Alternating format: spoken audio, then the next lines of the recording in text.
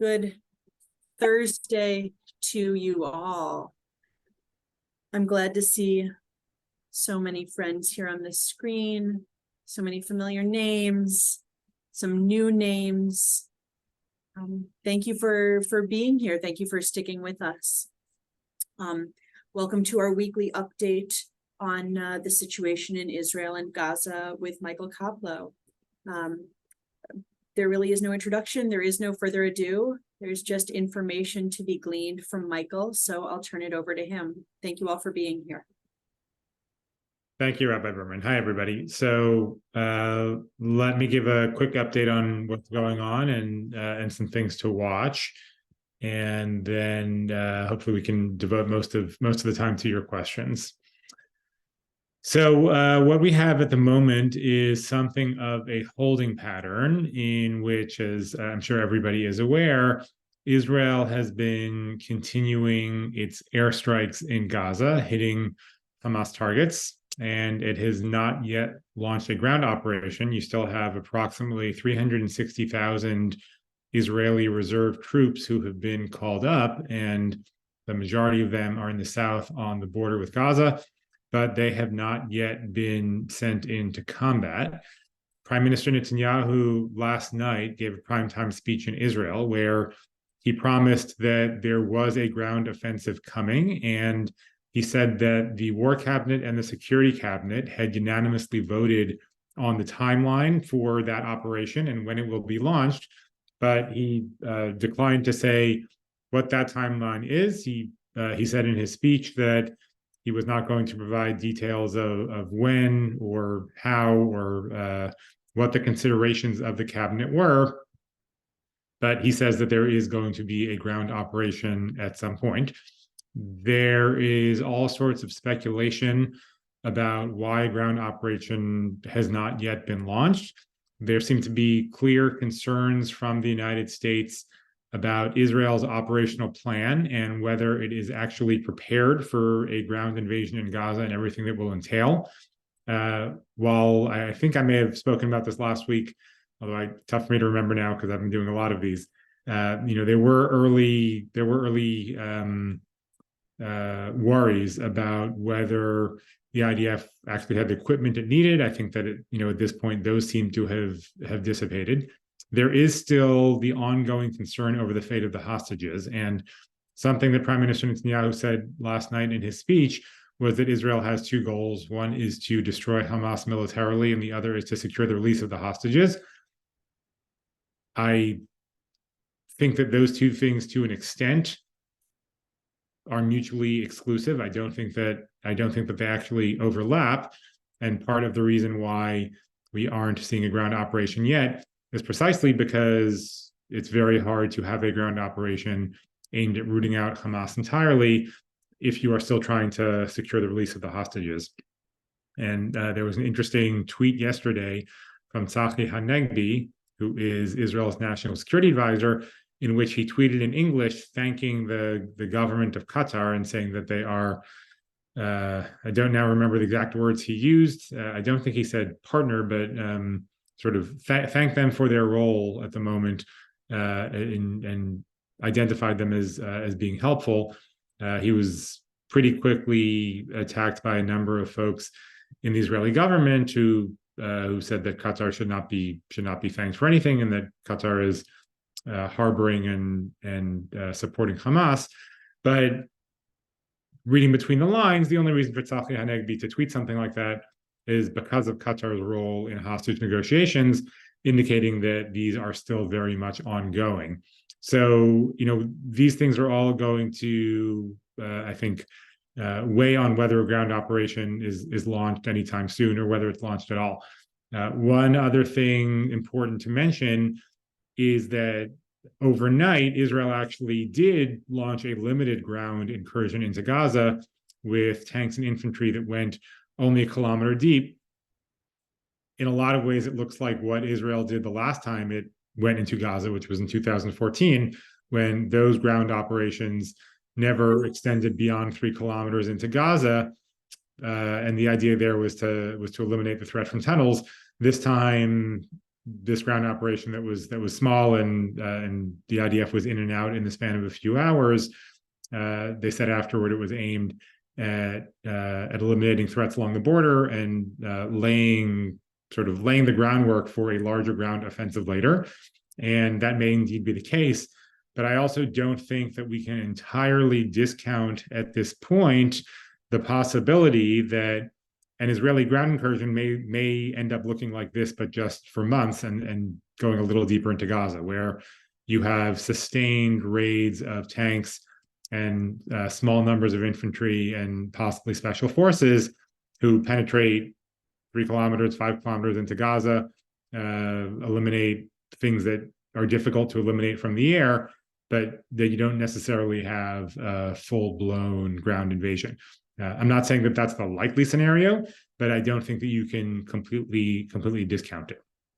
The other thing that we are seeing increasingly, particularly as the casualty numbers in Gaza rise, and as the level of buildings that are destroyed in Gaza rise, is of course pushback, and much of it is coming not from the United States or even from Europe, but much of it is coming, unsurprisingly, from the region, from the Middle East itself. There was a joint statement that was issued today by a number of the countries in the region, where they said they effectively criticized Israel for the campaign. Did not say that Israel doesn't have a right to defense or a right to respond to Hamas, but criticized Israel's response as being too much and over the top, and not having enough regard for Palestinian civilians. And we've been seeing a lot of this type of messaging recently from the Jordanians, from the Egyptians, from the Saudis, from others in the region, talking about this idea that there's a double standard in their view, that Arab lives do not matter as much as Israeli lives. So this pushback is starting to come. Of course, there was the incident with the UN Secretary General yesterday, where in a speech to the Security Council, he talked about the context of Hamas attacks, which made the Israeli government very upset. And there are reports that Israel is now not going to issue visas to UN employees as a result. So we're seeing a lot more criticism come, and pressure on Israel. And the last thing I'll mention, and then we can get to questions, is on the issue of humanitarian assistance too, where here we have some humanitarian assistance coming in through Egypt, but going relatively slowly for all sorts of reasons. And much of the criticism of Israel has been on this issue of the humanitarian response, and whether it's coming in quickly enough, and whether Israel is doing enough to actually facilitate that type of assistance. Yesterday there was this issue about fuel, because there are reports coming from organizations operating inside of Gaza, but from the UN as well, that most of the hospitals are about to run out of fuel, and that UN facilities and services are also going to have to shut down because there's no fuel. Israel published footage of what they say are I think it was maybe 500,000, if I'm remembering correctly, 500,000 gallons of fuel being held by Hamas in giant storage tanks. So you have this ongoing issue as to whether Israel has a greater duty to lend humanitarian assistance, and a dispute about whether dwindling supplies actually do exist in Gaza at the moment, but that they have been commandeered by Hamas. So this is sort of the environment that things are moving in now. And with that, I am happy to take people's questions. Great. So we do have 2 questions so far, and please put your questions in the chat as the program continues. From Allison, what is the likelihood that the hostages are still alive? Hamas is not delivering bodies, so what does that indicate?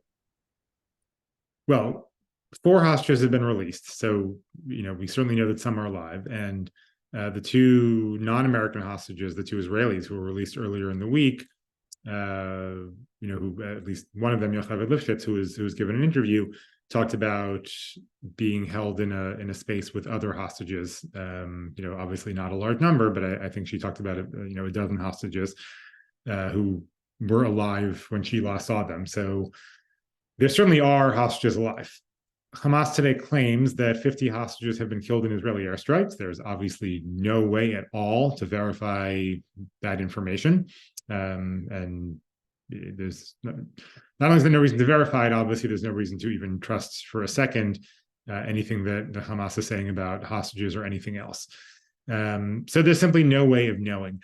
I suspect that unless the United States and Israel had specific intelligence indicating that hostages were alive, you wouldn't still be having ongoing negotiations over hostages being brokered by the Qataris. So I suspect that, obviously there's no guarantee that all of them are alive, but I suspect that the majority of hostages are indeed still alive. The Israeli calculus here is, as I mentioned before, is difficult. Because, as I said, I think that getting the hostages back and launching an operation to really destroy Hamas are not compatible with each other. Maybe they are to some extent on the margins, but not entirely. And so, obviously, that is impacting ongoing decision making. Thank you. From Ed, can you talk a little bit about the activity on the West Bank, both by settlers, Palestinians, and even the PA?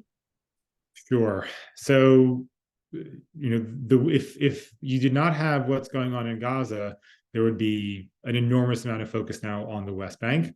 I don't have the numbers from overnight, but at least as of yesterday, there have been 103 Palestinians killed in the West Bank since October 7th. The majority of those have been armed gunmen, presumably belonging to either Hamas or Islamic Jihad, but certainly not all of them. There was also an extremely disturbing incident from about a week and a half ago that came out, where a number of Israeli settlers and Israeli soldiers abducted 3 Palestinians and stripped them, tied them down, and basically tortured them for a number of hours. And for some reason, who knows why, decided they were going to video it and take photographs of it, and actually posted these things themselves in private WhatsApp group chats that, of course, got out. And I suspect that more such incidents have occurred that were not photographed or videoed.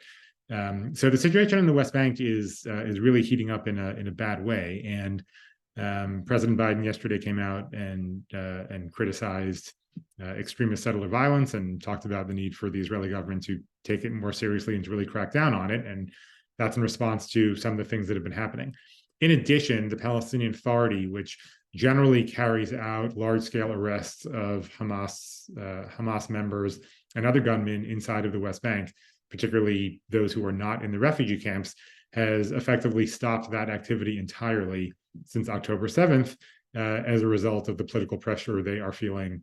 And so what that means is that you have the PA no longer arresting these folks, which is frankly the ideal way you would want it to happen, and the IDF doing more of it. But while that's happening, there is evidence all over the place of an increase in settler attacks on Palestinians. As of a couple of days ago, there had been 66 separate documented attacks on Palestinians by settlers since October 7th.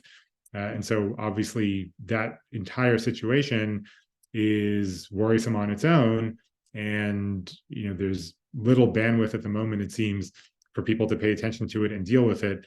But it is very, very serious. And while the worst case scenario for Israel would be opening up northern front with Hezbollah, I would say that the second worst case scenario is having this sort of thing in the West Bank lead to large scale protests, riots, violence. And so it's definitely something to keep an eye on. And speaking of Hezbollah, Mark asks, do you have any further insight into what they are thinking or planning to do? I certainly don't have any direct insight into Hezbollah. It would be helpful, although I'm not sure I would want direct insight into Hezbollah. There are two basic views on this. One is that Hezbollah has been built by the Iranians effectively as a second strike capability on Israel. And what I mean by that is, if you want to deter an Israeli strike on Iranian nuclear facilities, the best way of doing that is having Hezbollah sit on Israel's northern border as the ultimate threat to hit back at Israel if such a strike happens. The other view is that Hezbollah is simply looking for the best opportunity to hit Israel, and that opportunity may come if Israel ends up being bogged down in an extensive operation in Gaza. There's simply no way of knowing at the moment which of those two equations or which of those two theories is the correct one. I'll say that I'm, at the risk of making myself look foolish later on, I'm in camp number one. I think that Iran has built Hezbollah for a very specific reason, and that the fastest way to guarantee an Israeli strike on Iran is for Hezbollah to basically be used and have its capability spent. And I think the Iranians know that. Even if that's correct, it doesn't necessarily mean that Hezbollah will sit out. There's all sorts of strategic miscalculations that can happen. And given that in 2006, Hezbollah hit Israel, and then later, Hassan Nasrallah, the head of Hezbollah, publicly said that had he known what the Israeli response would be, he never would have initiated the actions that he took in 2006. Here, if you're Hezbollah and you see that Israel is about to get bogged down in Gaza, and you see that there have been questions about IDF preparedness, you may think that you can strike at Israel in a limited way and not necessarily provoke a huge response. So, there are all sorts of ways in which this could go very, very sideways, even if Hezbollah is supposed to be kept in reserve to prevent Israeli strikes on Iran. Again, I'm pretty sure I've said this before, the thrust of U.S. efforts right now are not geared toward Hamas. They are geared toward Hezbollah and geared toward deterrence. There was a report yesterday that one of the reasons Israel is holding off on a ground operation is because the U.S. wants to move more assets into the region. And again, that is to guard against a Hezbollah response before Israel goes into Gaza. So there's simply no way of knowing. What we have right now is this sort of tit for tat on the northern border, where Hezbollah has been using anti-tank missiles, which is their weapon of preference, shooting them at IDF positions, and a number of IDF soldiers have been killed. And in response, the IDF has been hitting some of the cells of Hezbollah fighters who operate anti-tank missiles, and more Hezbollah fighters have been killed than IDF soldiers. So at the moment, the northern, in a way that's similar to the West Bank, if you didn't have what was going on in the South, this would be an enormous story and would be the highest level of conflict between Israel and Hezbollah since 2006. In the wider scheme of things at the moment, it sort of looks like a drop in the bucket, but it, much like the situation in the West Bank, definitely is concerning and bears watching. And I should stress once again that even if both sides at the moment are sort of almost have a macabre understanding where they're going to exchange limited fire back and forth, and some IDF soldiers will die and more Hezbollah soldiers will die, it's very easy for that sort of thing to spiral out of control very quickly. And something more positive, or at least forward thinking, from Susan, what solution should we hope for? And should the UN step in? So by the UN stepping in, I'm not sure what that would look like. The UN obviously doesn't have its own military. And it doesn't really have the power to enforce any sort of ceasefire on either side that doesn't want one. So I'm not entirely sure what a UN scenario would look like. To me, the best case scenario here, it depends on your preferences, right? There's a world in which the best case scenario is somehow all the hostages get released.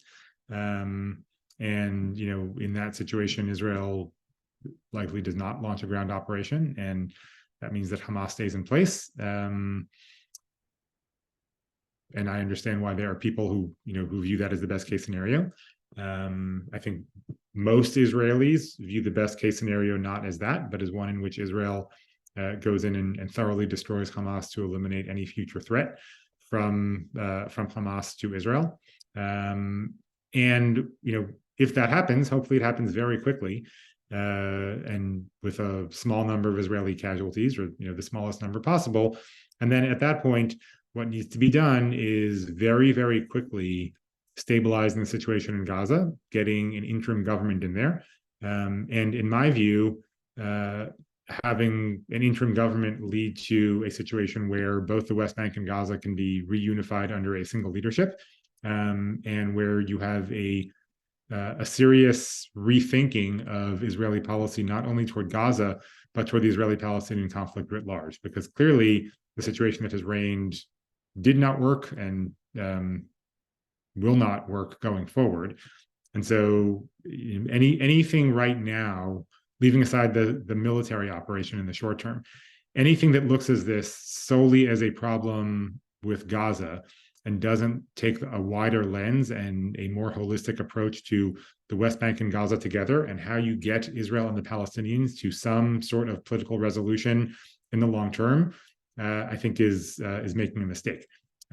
So for me, the best case scenario is removing Hamas and really you can't destroy the ideology through a military operation, but destroying Hamas organizationally, quickly stabilizing Gaza in a way that will reduce support for another Hamas-like group to emerge, and concurrently really demonstrating by a big shift in policy in the West Bank and towards the Palestinian Authority that there's a real benefit to taking the non-Hamas approach to Israel, because only if that is done will there ever be a chance of limiting support for groups like Hamas and limiting support for their approach, which is armed conflict and intifada against Israel.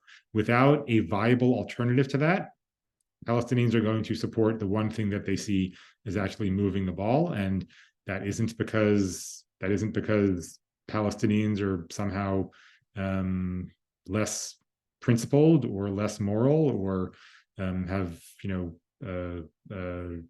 completely different value system from other folks. It's because they are and this is not to excuse for even 1 second that anything that Hamas has done. There certainly are people among Palestinians, and Hamas is in that group of people who absolutely just want to kill Jews. But for the overwhelming majority of Palestinians, unless you give them a different approach that looks to them as if it will actually get them something, then they are going to support the only thing that seems like it's working. And in this case, if it turns out that this horrific attack on Israel ends up leading to a situation for Gaza that is better, but a situation for Palestinians in the West Bank that remains as it is, that's going to very, very quickly translate into support in the West Bank for a similar approach, so that people in the West Bank can reap the supposed benefits of armed struggle against Israel. So, it's why I cannot say strongly enough and often enough, this is not only a Gaza problem, and the response to it cannot be focused only on Gaza. Thank you. I think we have time probably for one more question. As time goes on and the bombings continue, do you see the possibility of the United States' staunch public support of Israel softening in any way or going in a different direction? We have this interesting and worrisome gap that's emerging. On the one hand, I think that we probably all see and in some ways feel the way in which public opinion against Israel in certain quarters of the United States is turning. All sorts of worrisome anecdotes and incidents. And on the other hand, when we look at the U.S. government, it really has not wavered even one bit. The Biden administration continues to be unwavering in its support for Israel and Israel's military operation. There's a lot of anger on the left about something the president said yesterday, where he cast doubt on the legitimacy of Palestinian claims regarding casualties. And we also have a vote in Congress yesterday, as soon as the new speaker was elected, on a resolution in support of Israel that only 10 House members voted against. 10 voted against, 6 voted present, but that is an overwhelming level of support for a resolution that was, again, unflinching in its support for Israel, and that, took a relatively hawkish tone. So at the moment, whether you look at the administration or you look at Congress, there is no let up in support for Israel. But you do have this gap that we're seeing. And there was a public opinion poll done, I think, by CBS that was put out either early this week or late last week that showed huge levels of support among the American public for Israel. But majority of Americans, and this was true, I think, among Republicans as well, who did not want to see the United States supply more arms to Israel. So there are all sorts of reasons, both polling and anecdotes out there, I think, to be concerned about the level of support for Israel among Americans, in sort of the same absolutely rock solid way the longer this goes on. And I don't think that, to the extent that will translate to the US government, I think that will take a long time. But I also think it's important to sort of look at the long-term trends and think about what it may mean, not necessarily for this conflict, but what it may mean for future conflicts. And I think that from my perspective, it's why it's important to support Israel's military operation without reservation, and also to support better and more humanitarian assistance to Palestinians without reservation, because I don't want to see the Israeli military handicapped in its efforts to get rid of Hamas, but it also has to be done in a way that will not only to the extent that it can watch out for the lives and the benefit of Palestinians in Gaza who are not Hamas, but done so in a way that also preserves some of the necessary space Israel needs. And the best way to preserve that space is to make sure that ordinary Palestinians are not suffering any more than is absolutely necessary or than is absolutely avoidable. So that's just my view, but that's what I think is important in this moment.